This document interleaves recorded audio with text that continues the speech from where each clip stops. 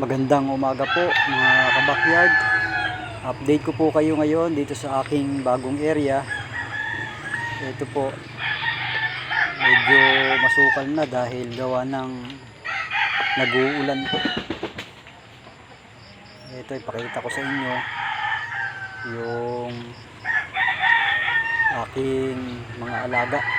Nailipat ko na po rito yung aking alagang native na baboy na paparamihin kung papalarin.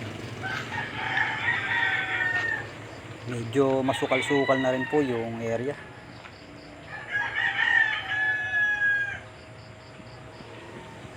Ito pong bahay na to ay pabububungan ko na rin para kahit papano may masisilungan pagka pupunta rito at magpapakain ng mga alagang baboy.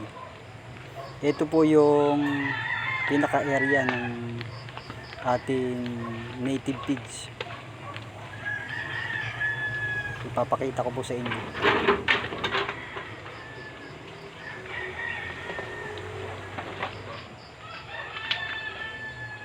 Naka-hagwire po yan paikot para pag pinakawalan sila, makakagala-gala sila dyan, makakakain sila ng mga damo-damo. Sa ngayon po, nandito sila nakakulong. Yan po yung kanilang kulungan. Ito po, yan. Tatlo po sila. Dalawang gagawing inahin at isang barako.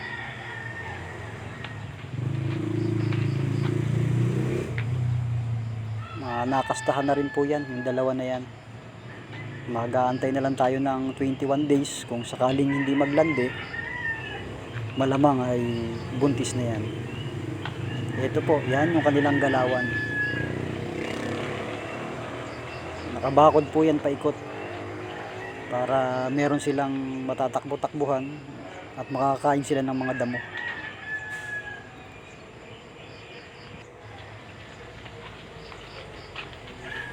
Ito, pinakawalan ko na po para naman makagala-gala sila at makakain ng mga damo-damo rito.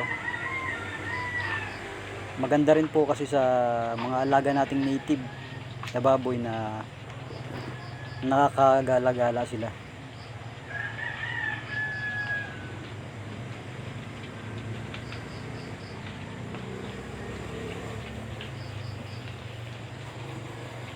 Mga ano na po yan,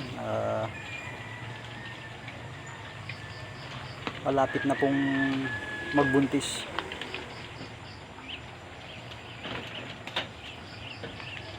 Madadagdagan pa po ng isa yan. Bukas po kukunin ko pa yung isa na dumalaga. Naglalandi na rin, tamang-tama po yun. Sabay-sabay po yan sila.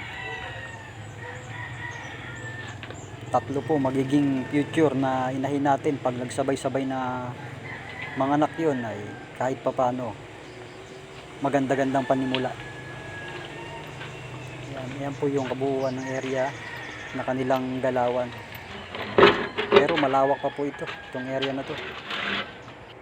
Siguro mga 1,500 square meters. Yan. Nagkabit na rin po tayo ng solar dito.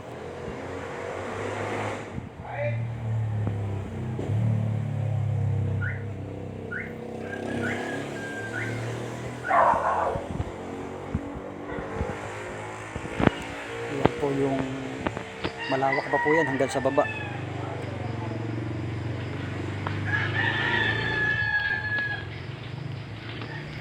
Yan sila.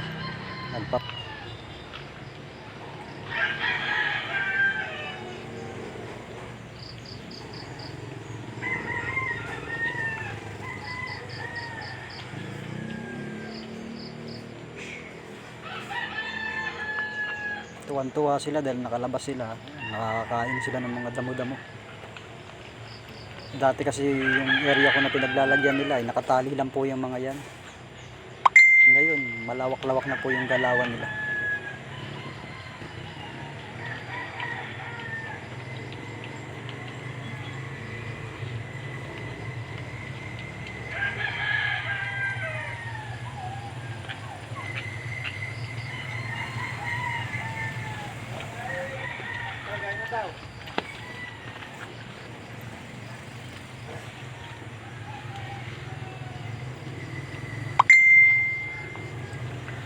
makulit yung barako na yan, talagang sadista, nangangasta ng paulit-ulit sa mga inahin.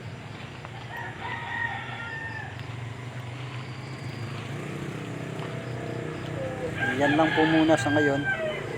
Update ko po kayo sa susunod. Yung bahay naman po ay pabububungan ko.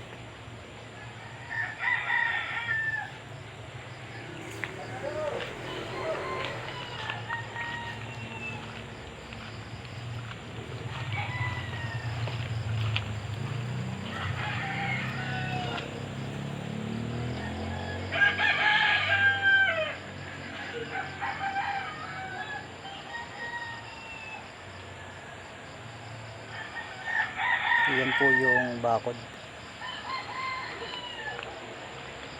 Yan. Medyo malawak po.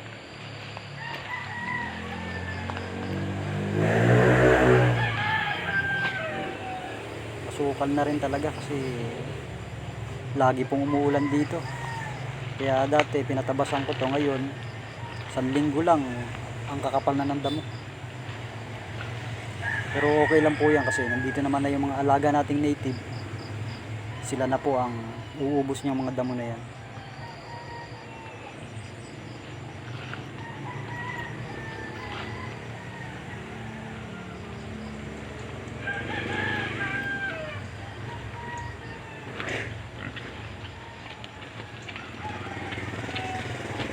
Yan. Ang gaganda rin ng mga katawan nila.